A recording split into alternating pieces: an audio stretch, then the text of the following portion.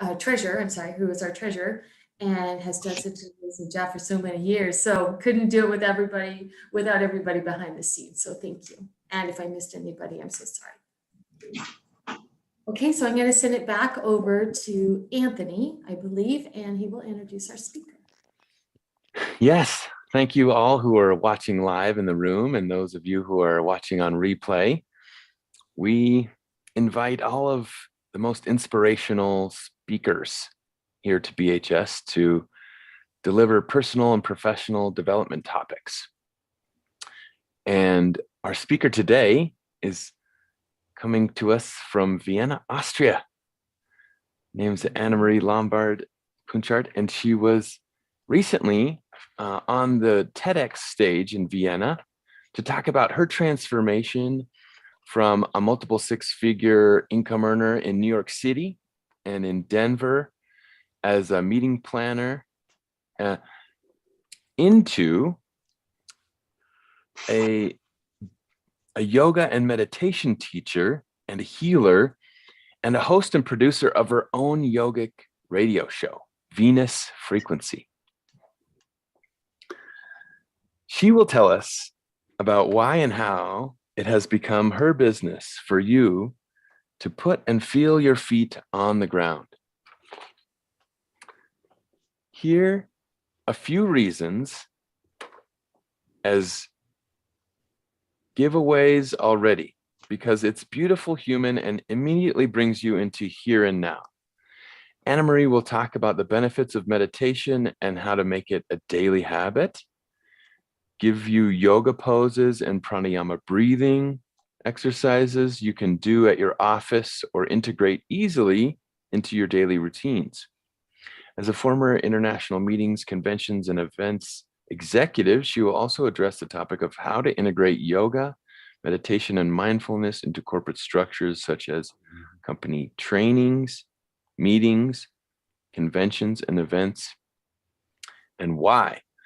Her outline today is to start off with a guided mountain meditation, to do some mindful movement and office yoga and pranayama breathing. So help me welcome our guest speaker today, Anna-Marie Lombard. Is the floor mine, Yes. so to say? Yes. And I have about 45 minutes, correct? Correct. We're good with that, yes. Thank you for having me, and good morning to Denver. It's in the afternoon here in Vienna, Austria already.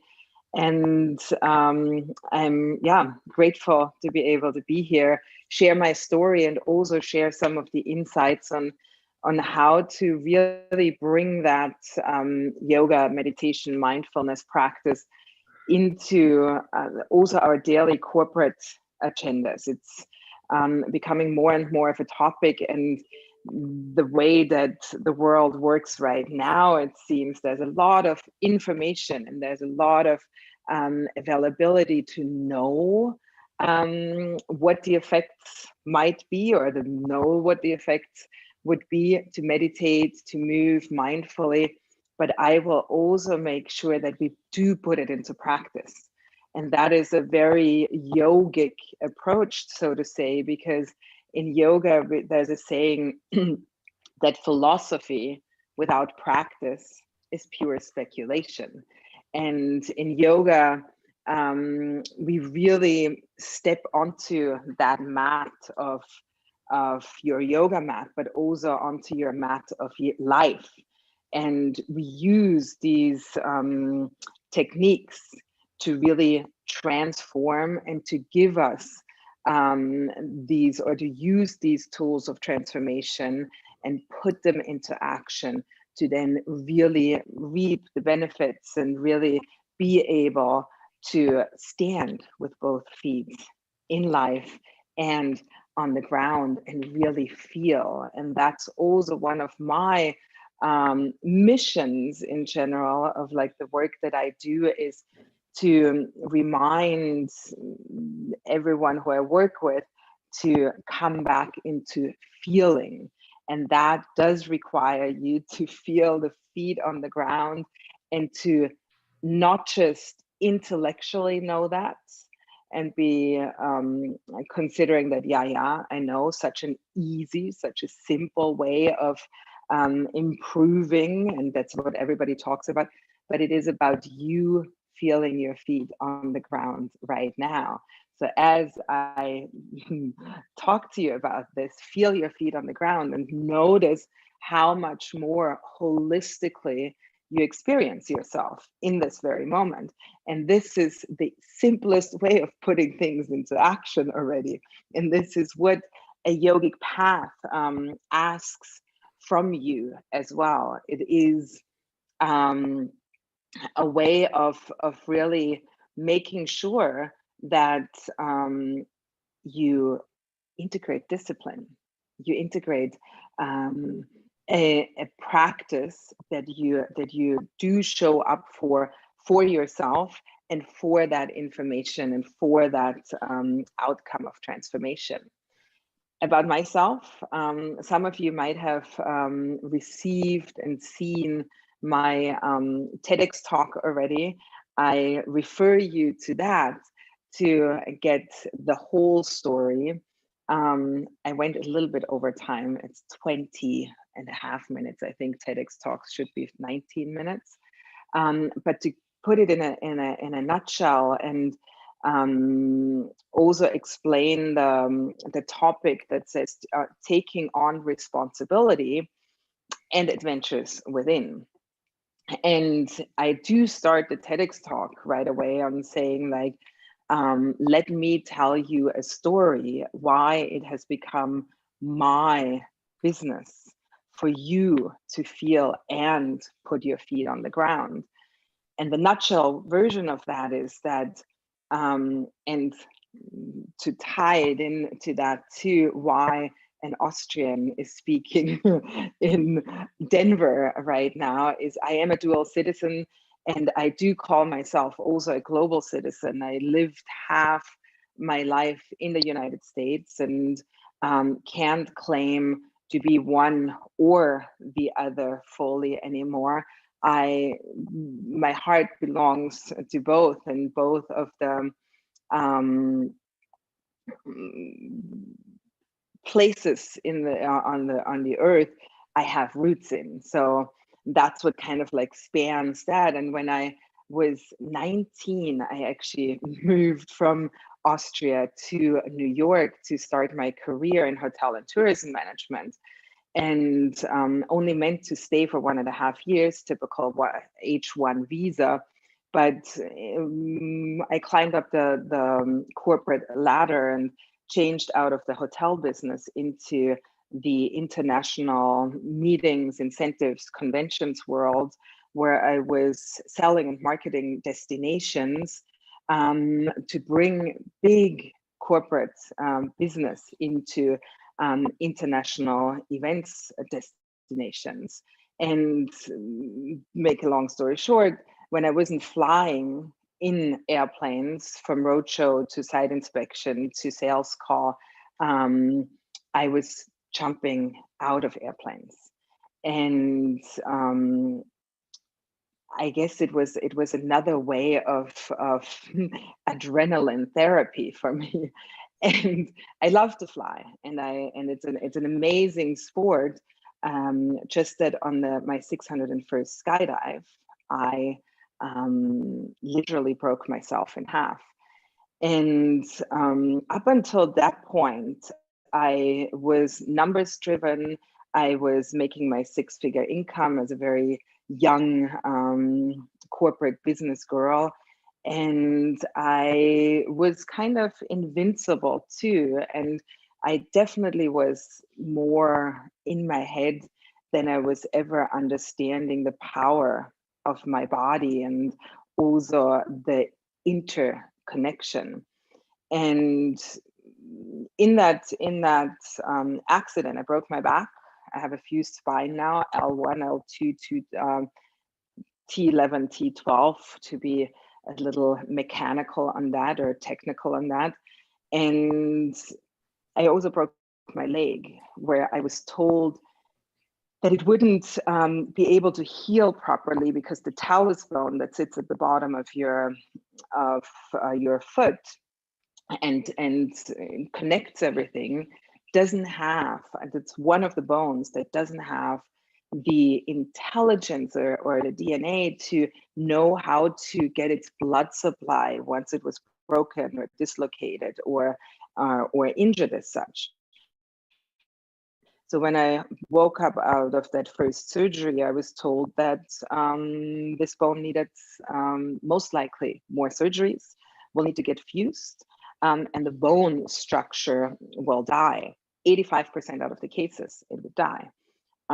That's all I heard in that moment, because I was figures and I was in that world of not even knowing that maybe I could also contribute or I could take over responsibility as well. That's where the responsibility comes in. That's where the diving within comes in. Thank God I had a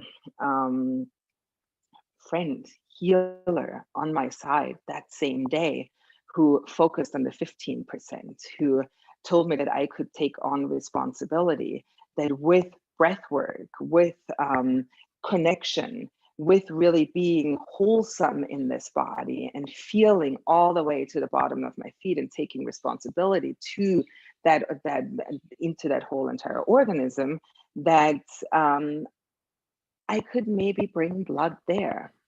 And in my TEDx talk, I also talk about that formula: visualize, feel, act, that she gave me a formula of visualizing that healthy blood that bone needed, oxygen rich, dark red, would feel the healing power, and also visualize myself walking, biking, hiking, swimming, snowboarding again, and act in that I would bring that blood there, that I would bring that intention of healing there, squish that blood around in mind, take it up into the blood, into the bone, and squish all the bacteria and negative energies out of it. In that, we were able to heal that bone. Would it have healed the other way as well? Would it have not? We don't know, but I took on responsibility. I was doing yoga and meditation before already, but I was going to yoga, as I always say, because the Sex and the City girls were going to yoga, and it was cool to run around with your yoga mat. Once I came out of that transformation already, in realizing that I am more than just my algorithm-driven ego mind, and that I can live in this body that has been given as a pretty beautiful present to me, as a vehicle through this life, that there is great power and great intelligence and great wisdom that we can draw from. Yoga all of a sudden became a new discipline in my life, and new philosophy in my life that I really started to practice. It took quite some time to move from, I went back into the business world because I didn't know any different, and I had built a lifestyle that already required a certain six-figure income to move me forward, or to come back into. But 17 years later now, I'm a full-fledged yoga and meditation instructor. I have my radio show. I talk about these beautiful responsibilities that we can take on in our own healing, and therefore also realize healing for the greater collective. And I've only taken on the transition into this full-time work now over the past 5 years, since I moved back to Austria, and have still the ties into the international corporate meetings and incentive conventions world. And this is kind of the tie in now to bring it into the business world, that these modalities and feeling yourself, and also coming into a clearer experience of your daily life, and being able to use breath, movement, intention, mindfulness to really also ease your stress, take you back out of anxiety, give you short little nuggets to come back, feel yourself, breathe, move, and get a clear mind. Get a clear mind so that you can not necessarily multitask, but put new focus on something, and also move in your teams, in your communities as a let's say also more awakened person, and not so influenced, which we still are, by the externals, which we need to be part of, but also work a little bit against the stream, as I think AT&T has done a study not too long ago, that our focus is about 3 seconds right now. So all these techniques will help bring us back out of that dullness into aliveness, into feeling, and making your daily experience very human-centric again. And with that, I'm switching over to a little bit of that in intent of my talk and topic of how to integrate yoga, meditation, mindfulness into Congress meeting, seminar, corporate agendas. And as we are emerging back out of that big pause that we just all experienced worldwide, if you're in Vienna or in Denver,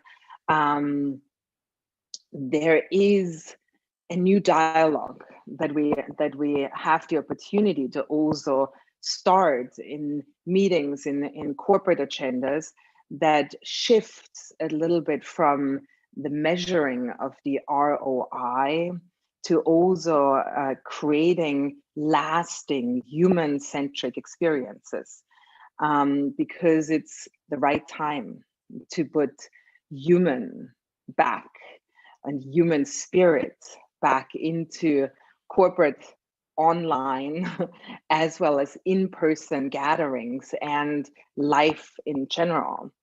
Not too long ago, the fascination has been all about the cyberspace, while I see now a strong trend that we also all can help fuel a little bit to cultivate and nourish and explore the inner space, the understanding of how the brain absorbs, how it retains and communicates with the body, and with that also with the world and with community. And adding mindfulness to a character of a corporate meeting is on the rise, and into the character of corporate environment in general is on the rise. But we have to be careful that if we just sprinkle yoga here and meditation there without rhyme or reason, you might easily fail to generate the support within your organization, or make any impact. So I have kind of, because I can understand both worlds quite well, have made it a little bit of my focus point as well, to create modules and create certain topics that fit well. And the expertise that I bring to the table I would like to share with some tips and practices with you today as well. And so we look into the two big words in this world, and that's mindfulness and wellness. And wellness, I describe as the state or condition of being in a good physical as well as mental health. So that's why we call it well-being in general. And I think it fits better into the corporate world. And mindfulness is the process or skill of paying attention to the present moment experience with an attitude of curiosity and acceptance. At its core, mindfulness is engaged awareness. And many researchers have been doing great studies showing that well-being and mindfulness have an impact on many aspects of the human experience. When you understand the underlying physiology of well-being and mindfulness, you begin to see that any discussion about human change, business relations, learning, education, even politics and social issues end up being about well-being and mindfulness. That's because well-being and mindfulness in some ways are simply the opposite of mindlessness and disease. And mindlessness and disease are the cause of a tremendous amount of human challenges and discomfort and misunderstanding.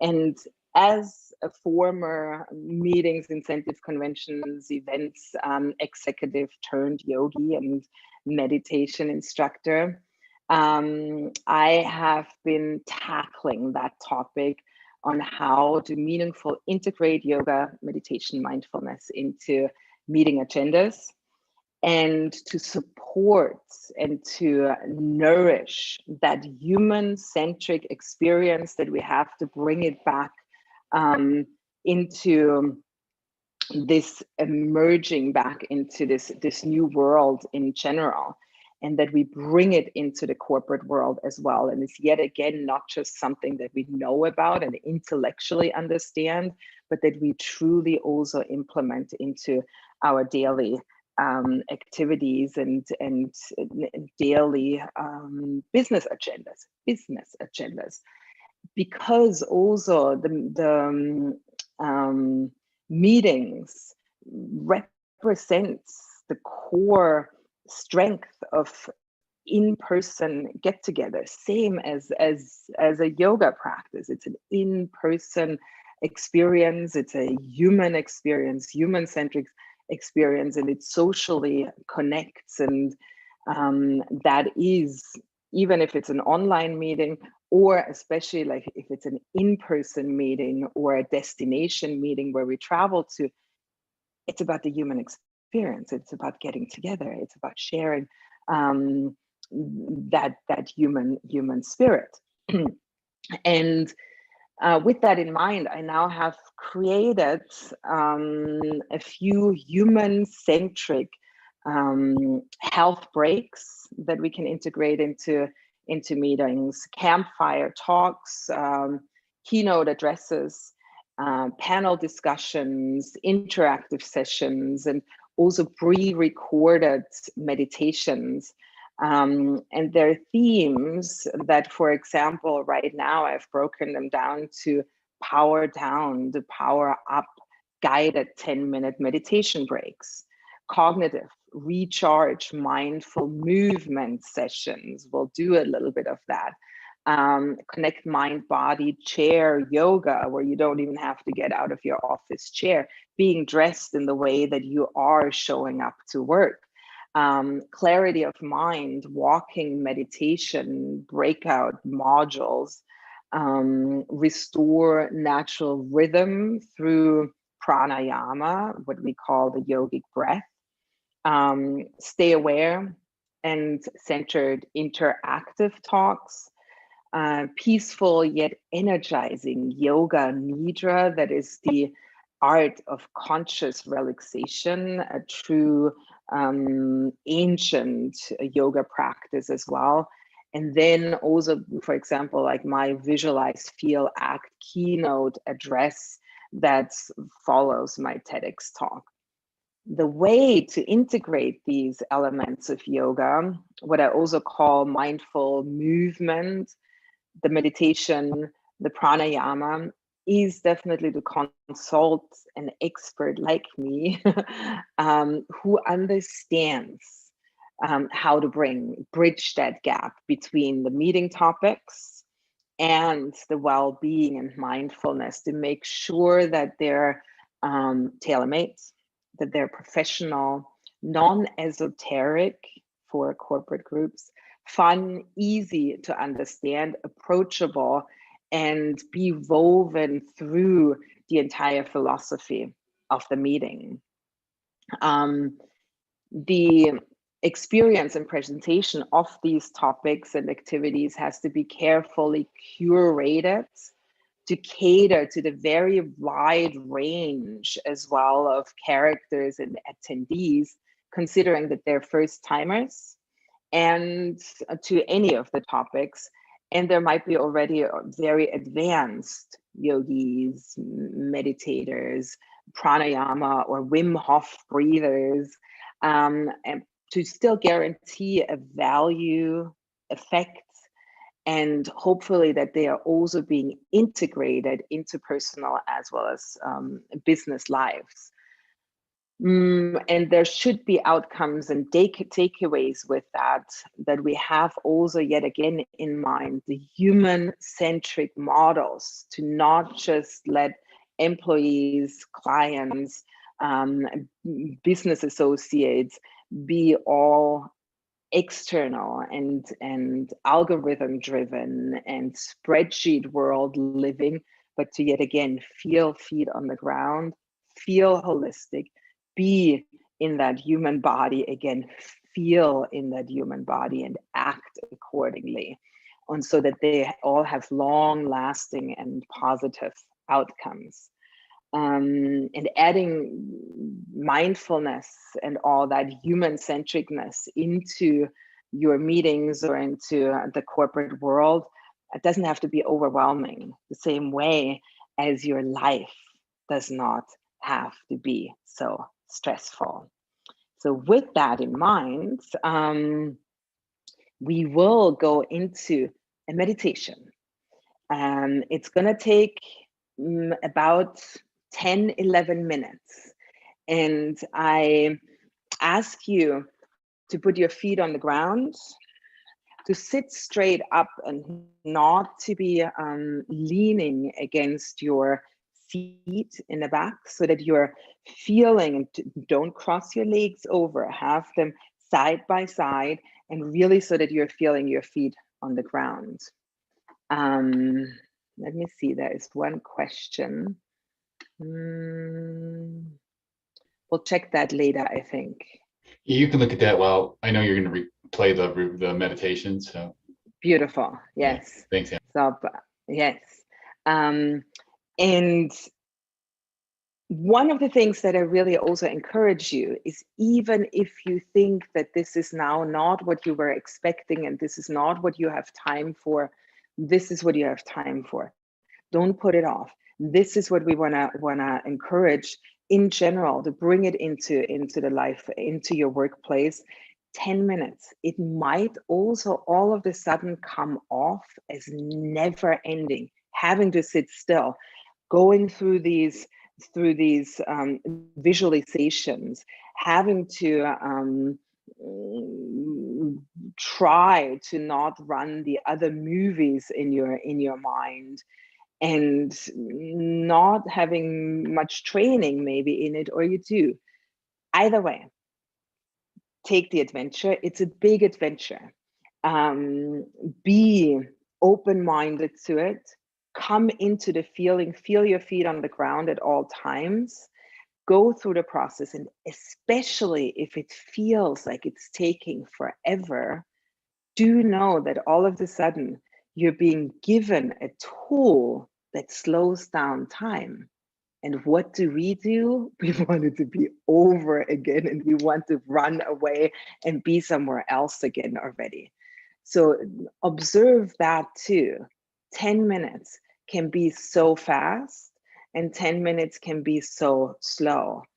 Be with the process that it's guiding you through, and allow that adventure of becoming a mountain. It's the mountain meditation by John Kabat-Zinn. It's a classic Buddhist meditation that we have been bringing into corporate leadership programs quite successfully, and you'll notice why. So close your eyes. There's a little bit of music that underlines it, and the music is underlined with binaural tones, so it helps also stimulate your brain. If you have headphones, put them in. We have about a minute before my voice starts. I will tell you already again to put your feet on the ground. Close your eyes. Allow the adventure. Relaxed in your body. Breath natural. And your hands can face down on your palms facing down on your thighs. Take the sound as you need it.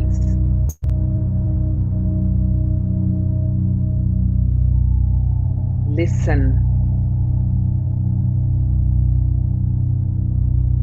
I'll be going through the process This with you. meditation is normally done in a sitting position, either on the floor or a chair, and begins by sensing into the support you have from the chair or the cushion, paying attention to the actual sensations of contact, finding a position of stability and poise, upper body balanced over your hips and shoulders in a comfortable but alert posture.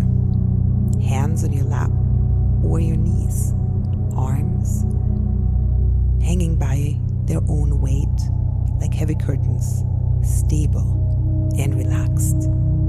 Actually sensing into your body, feeling your feet, legs, hips, lower and upper body, arms, shoulders, neck, and head.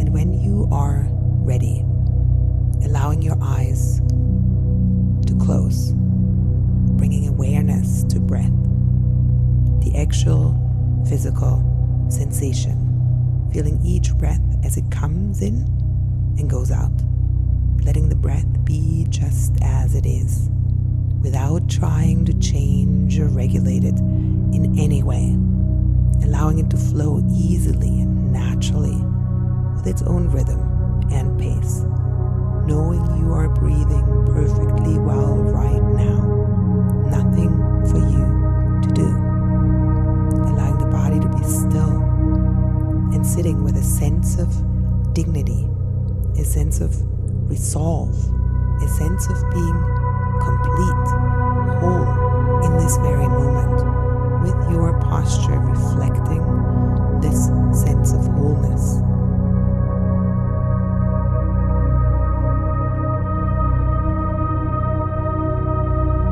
And as you sit here, letting an image form in your mind's eye of the most magnificent and beautiful mountain you know or have seen or can imagine, letting it gradually come into greater focus. And even if it doesn't come as a visual image, allowing the sense of this mountain and feeling its overall shape, its lofty peak or peaks high in the sky, the large base rooted in the bedrock of the Earth's crust, its steep or gently sloping sides, noticing how massive it is, how solid, how unmoving, how beautiful, whether from afar or up close,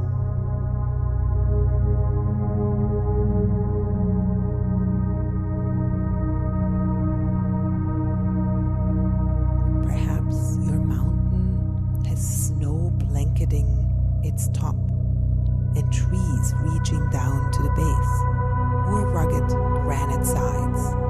There may be streams and waterfalls cascading down the slopes. There may be one peak or a series of peaks, or with meadows and high lakes. Observing it, noting its qualities, and when you feel ready, seeing if you can bring the mountain into your own body, sitting here, so that your body and the mountain in your mind's eye become one, so that as you sit here, you share in the massiveness and the stillness and majesty of the mountain. You become the mountain, grounded in the sitting posture. Your head becomes the lofty peak, supported by the rest of the body and affording a panoramic view. Your shoulders and arms, the sides of the mountain. Your buttocks and legs, the solid base. Rooted to your cushion or your chair, experiencing in your body a sense of uplift from the deep within your pelvis and spine. With each breath, as you continue sitting, becoming a little more a breathing mountain, alive and vital, yet unwavering in your inner stillness, completely what you are beyond words and thought, a centered, grounded, unmoving presence.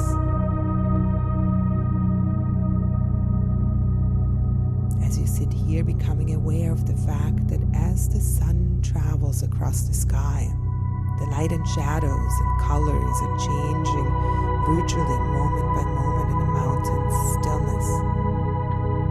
And the surface teems with life and activity. Streams, melting snow, waterfalls, plants, and wildlife.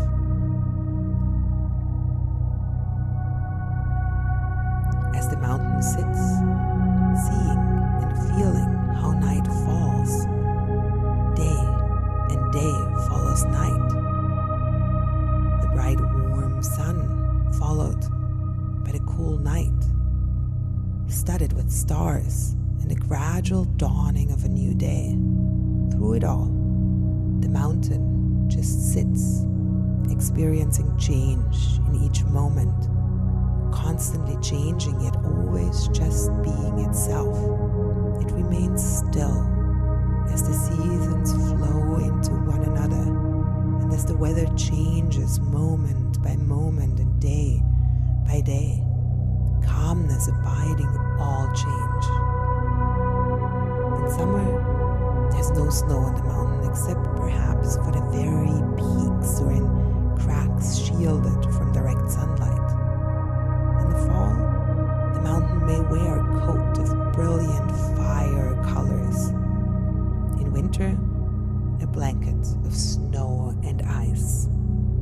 In any season, it may find itself at times shrouded in clouds or fog or pelted by freezing rain. People may come to see the mountain and comment on how beautiful it is or how it's not a good day to see the mountain, that it's too cloudy or rainy or foggy or dark. None of this matters to the mountain, which remains at all times its essential self. Clouds come and clouds may go. Tourists may like it or not.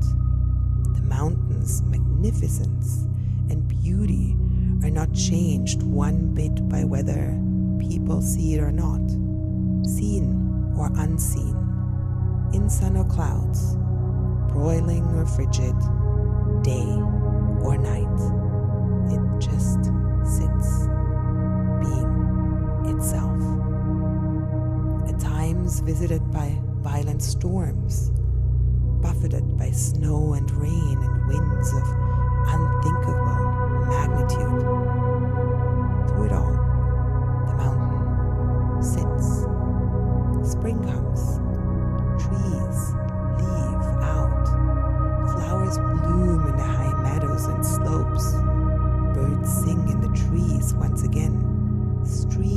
overflow with the waters of melting snow.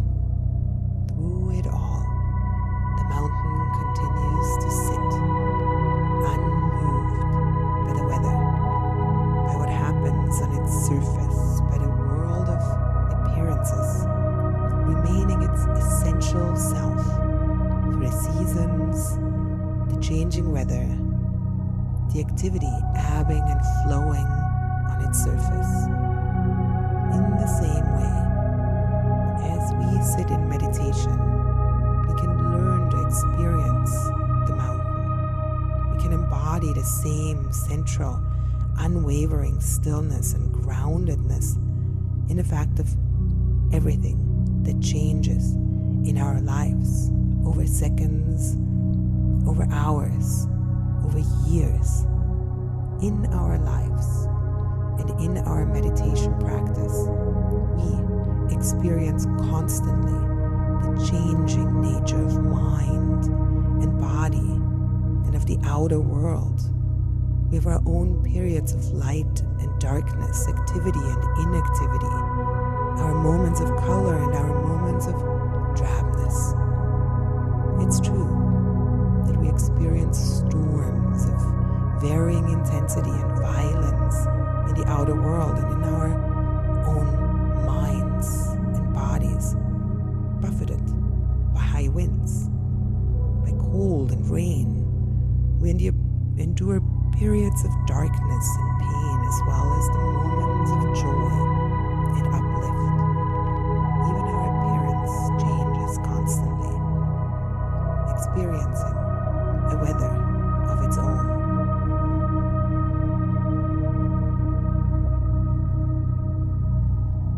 By becoming the mountain in our meditation practice, we can link up with its strength and stability and adopt them for our own.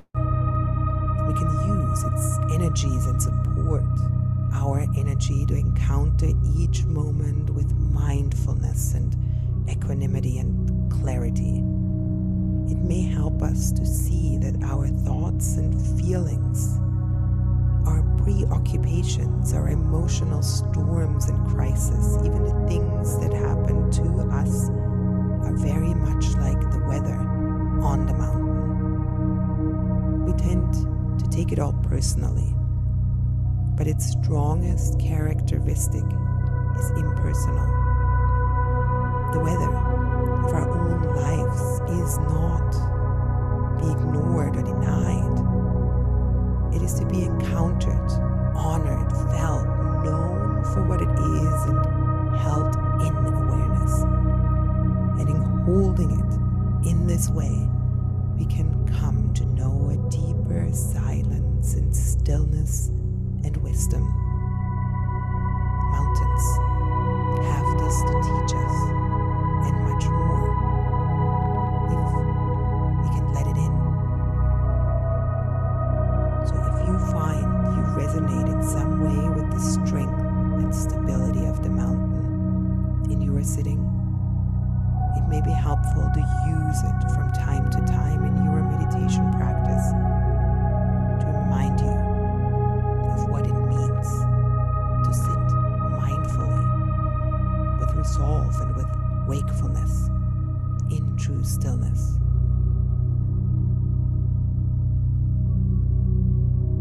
So in the time that remains, continue to sustain the mountain meditation on your own, in silence, moment by moment, until the music ends.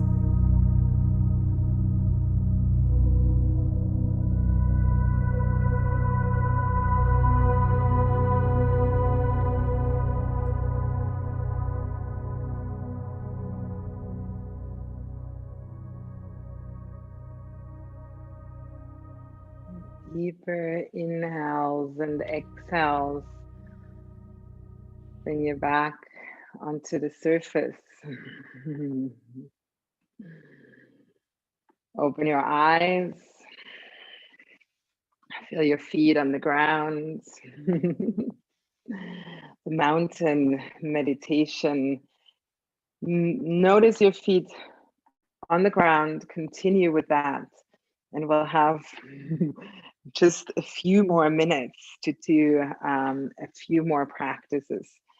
And just notice also what these 10 minutes have given you in the meantime, and that little break like that can do wonders in terms of like realizing yourself fully connected again, fully cleansed physically, emotionally, mentally, energetically, and allowing your world to slow down for a little bit, to give a break. And that's what meditation in general is putting that gap between the worlds, and in that rest, in that pausing, out of that possibility can arise again, and you allow yourself, your environment, your business partners, also a new way of networking,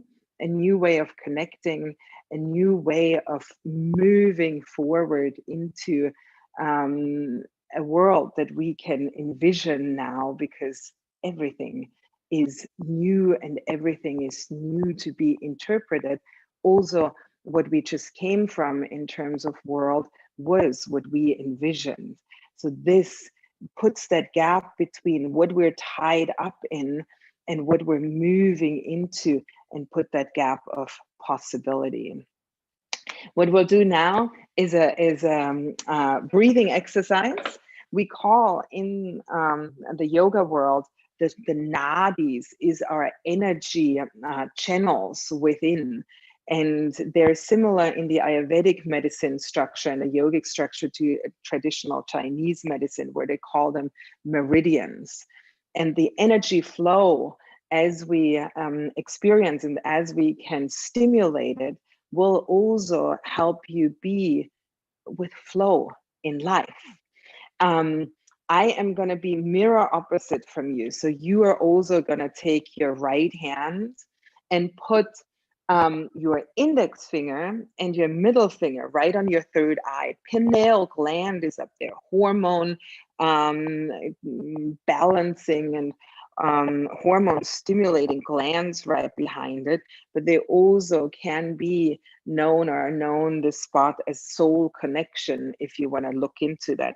Your thumb is going to close your right nostril, and your pinky is going to close your left nostril. Close your eyes. Stay upright seated with your shoulders broad and your heart moving forward. Your navel pulls in gently towards your spine. And you inhale through both nostrils, and you exhale through both nostrils. Close your right nostril and inhale through left. Close your left nostril, keep both closed, hold for 2, 1. Open your right nostril, exhale through right. Inhale through right, keep right open. Close right, keep both closed, hold for 2, 1. Exhale through left. Inhale through left. Close both, hold 2, 1. Exhale through right. Inhale through right. Close both, hold 2, 1. Exhale through left.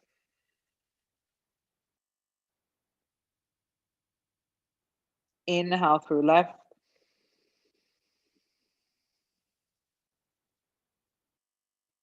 Close both, hold 2, 1. Exhale through right. Open both, inhale through both. And exhale through your mouth. Bring your right hand palm to face up. Bring both hands, palms to face up on the back of your thighs. You're receiving posture with your hands. So you're receiving yourself, you're receiving the moment, you're receiving life, you're receiving whatever task is coming up, and you observe what just happened. Nadi Shodhana, cleansing the energy channels, coming into flow, but it also cleanses and harmonizes and balances left and right side brain. It makes you cognitively connect. It makes you observe. It makes you fulfill a task. And breath is the biggest cleansing agent that we have. Open your eyes again. Yeah. Breathing exercises, we call them pranayama. Prana means life, and pranayama is the life force that we can regulate. Now we'll get up. We'll do 2 more mindful movement exercises that you can easily do on your desk, and that easily can be done in whatever you're wearing. And you come to standing with your feet. And I have yoga mats there. It's just part of my living room at all times. Feet about mat width distance apart. And you bring your hands on your hips. You roll your shoulders away and truly let your heart shine forward. And here we go through also maneuvering your whole entire body. Hips move over towards the right, while the chest and the upper body moves towards the left. Then let your hips reach back and you look forward. And then you come to move your hips towards the left and the body, upper body to the right, and then move forward and go through beautiful circles. We're stimulating our digestive system. We're trimming the waist, beautiful stuff. We're rotating into the hip structure that usually just moves a lot of times linearly. And that's what nourishes. That's what also lets go of really energy deposits and dull and stale energy, and then move in the other direction. Yes. And where lymphatic system needs movement to be able to detox, the heart gets to open up, and we shine through what we call the solar plexus. Is kind of like your power center, because the diaphragm is here and has all nerve and musculature structure, and also fascia system, which is a whole regulatory system for your body. Come back to center. Beautiful. Feel just like how it enlivens you. Feet are on the ground, and then we're going to use, you certainly have a desk. I'm going to put my Philip Stark bar chair from my hotel days still here. Hands on the bar stool, and then walk yourself back. Let your hands be on your desk, and let your shoulders hang through. Your feet are about hip width distance, your knees bend, and let your head like hang through your shoulders. Beautiful for that shoulder girdle that we tense up quite a lot. Beautiful for the lymphatic system below or underneath your armpits that needs stretch, stimulation to really do its detoxing work. Beautiful for your structure, especially nowadays, the iPhones, the leaning forward, the curling in, the no longer rising and stabilizing from within, giving yourself length, giving yourself beautiful opening in the shoulders, letting the head be nice and loose, and inhale through your nose. Exhale through your mouth. Let go of what does not serve you. Let go of what is stuck. Inhale, nourishing the body, energizing the body. Exhale, letting go of the stale energy. We also need to eliminate energy waste. Inhale one more time, and exhale. And then slowly walk yourself back in. Feel your hands on your table, on your desk, as you move yourself, walk yourself back in. Come back onto your desk. I would love to do many, many more fun exercises with you, but my 45 minutes are over. Went like when you're having fun. Time flies. Let me know if you have questions. I know there was one question from Kevin there already. I don't know why I can't find it now. Here it is. Check the box.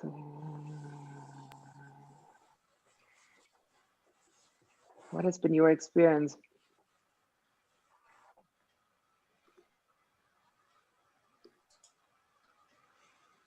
It's interesting. I've been the question is, yeah, how to. That is fabulous. Thank you. The how to engage and also get the interest, I guess, Kevin, your question is, right? I have been speaking and facilitating at one of the biggest conferences for the international corporate events, congress and convention industry. The convention is called ICA and is an international big 2,500 people convention. And we have been implementing mindfulness lounges in the throughout the 4.5 day convention. And over the past 3 years, it has really grown in attendance. We did one meditation once, a 3-minute meditation for during the keynote as well, for about 1,600 participants, where afterwards we were congratulated that wow, that we could have brought it to such a still conservative attendee group, but it broke the ice. It broke the ice. And what is interesting to see too, then all of a sudden people were coming to the lounges, doing their little 10-minute breathing breaks in between, knowing that there is new networking opportunities. And the lounge always had and needed to be sponsored and needed to get big sponsorship monies to be facilitated. And we were highly surprised how much interest there was on also sponsoring that lounge, because you do have presidents and CEOs of companies that are fully practicing in all these modalities already, and do understand the need that it's being brought to the workplace, that it's not just being talked about, and that it's really being integrated. And that's why I also say the formula is great too. Like we did it with the big conference, and what I do a lot of times, I really integrate into a company or into a conference. So there's a go-to person, that there's somebody who really also maybe comes out of that same field. I would not do it for a conference that is a pharmaceutical conference. I do say then you might find somebody in the pharmaceutical field who can facilitate that as well. I'm really good in the business world, in the sales and marketing world, in the business world, in the international congress world, and business. That's where I come from. And when you have somebody who can talk both sides, and who can really also be a face that accompanies through the process. And like we did the guided meditation, and you can find the same meditation on healthtunes.org, which is a free platform for all that binaural healing sound. There is that meditation in a much better quality. I think we with Wi-Fi and whatever, it gets broken down a little bit, and the music was a bit loud. You can of course pull any meditation from somewhere, but I think what sometimes is great too is if there is somebody implemented in the company who is that voice, and who is also a go-to person, and who might also facilitate a few other mindfulness things, then it is not, like I mentioned, thrown in. Oh, today we do this, and today then it has a thread that is, or it's a fabric that is woven together from both sides, the well-being side, as well as the understanding of what the corporate needs are, and who what they stand for. Sorry for a long answer. No, that's super helpful, and I totally agree. There has to be a champion within the corporate environment already. If there's not a champion to lead from the top down, then it won't stick. It won't happen. If the leadership isn't participating, then it's just checking a box. Well, you know, yeah. I was going to say, for whether there is or there isn't the corporate championship, it's up to you to make the decision for yourself. Because we have bad leadership, and we have that everywhere today, doesn't mean that you can't take a step to help yourself, whether the corporation does or not. Yeah, and it's, you know, it's our personal responsibility to make that decision for ourselves. Yeah, I totally agree, David. And I was thinking about corporate culture in general in big companies and Fortune 500 companies. You know, culture, you know, like in Japan, that corporate culture there is very integrated with this type of mindfulness. And in the US, I don't see it happening unless there's leadership to help make it happen. Well, I mean, the Japanese culture was very, you know, I'm not up on it, but when it was a long time ago, it was also very punishing to the workers. It didn't serve them well. And so to be peaceful in today's world is a personal choice, despite all the anxiety that's around us constantly and how we deal with it. And that's the challenge. And then by one person by leading through their example, bringing in others to help spread it out.